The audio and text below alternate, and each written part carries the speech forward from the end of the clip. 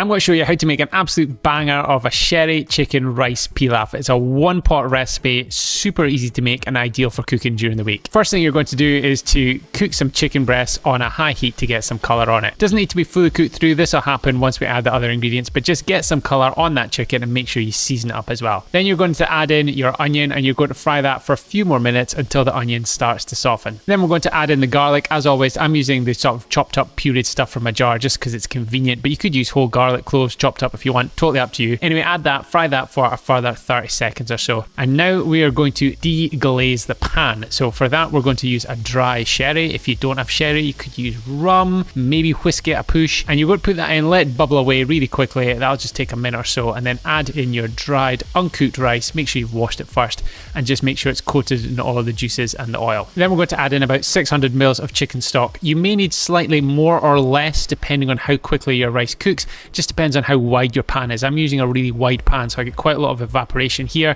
but you might need a little bit more, a little bit less.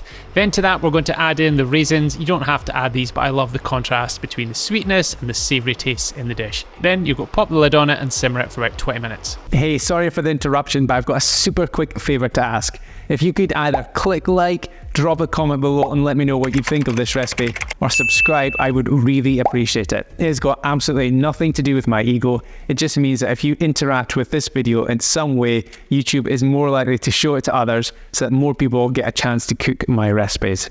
Thanks in advance. Now back to the recipe. Then once the rice is cooked and it's absorbed pretty much all of the stock, you're going to add in some pine nuts, plenty of fresh parsley, and the zest and juice of a lemon. Then all you need to do is just stir that through and then plate it up. Hope you enjoy this one. Thank you so much for watching this video. If you'd like the full recipe and a load of other high protein ones, make sure to download my recipes app. There's a link to get it in the description below. See ya!